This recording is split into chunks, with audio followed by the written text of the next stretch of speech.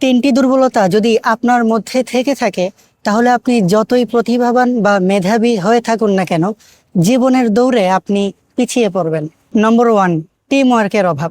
দেখুন, আপনি আপনার কাজে যতই দক্ষ হয়ে থাকুন না কেন, জীবনে একটা পর্যায়ে পৌঁছানোর পর সবকিছু আর আপনার একার পক্ষে করা সম্ভব হবে না।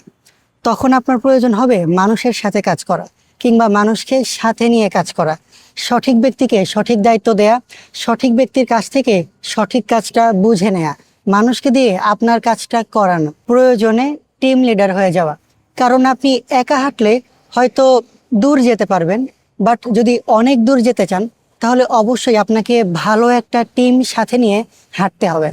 তাই যদি আপনার স্বপ্ন বড় হয়ে থাকে, তাহলে একটা ভালো টিম ওয়ার্কের কোনো বিকল্প নেই। নম্বর 2, ফিডব্যাক বা সমালোচনা গ্রহণ করতে না পারা।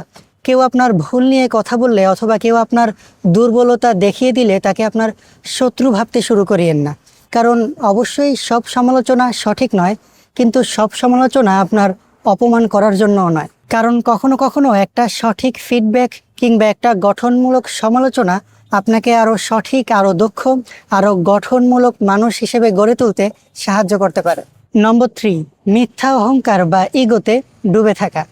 দেখুন, আপনি হয়তো পড়াশোনা বা ইত্যাদি কিছু একটাতে খুব পারদর্শী, খুব ভালোভাবে হয়তো আপনি পারেন, আর এর ফলে আপনার চারপাশের মানুষজন হয়তো আপনাকে সবসময় প্রশংসার জোয়ারে ভাসিয়ে রাখে, আর আপনি ভাবতে থাকেন আপনি বিশ্ব সেরা।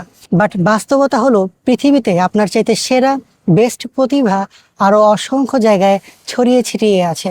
হয়তো আজ পর্যন্ত আপনি তাদের মুখোমুখি হননি। তাই আপনার অবস্থান যতই ভালো হোক না কেন, আপনার উচিত সবসময় নিজের মধ্যে নমনীয়তা ধরে রাখা, আর নিজের মধ্যে শিখার মানসিকতা প্রস্তুত রাখা।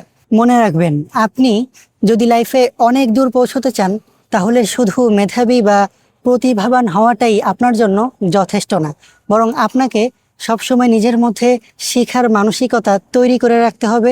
যদি আপনার ভুল হয়, তাহলে সেই ভুলটা স্বীকার করে নেয়ার মতো যথেষ্ট সাহসী আপনাকে হতে হবে, এবং একই সাথে মানুষকে সঙ্গে নিয়ে অনেক দূর একসাথে হাঁটার সক্ষমতাও আপনার মধ্যে থাকতে হবে।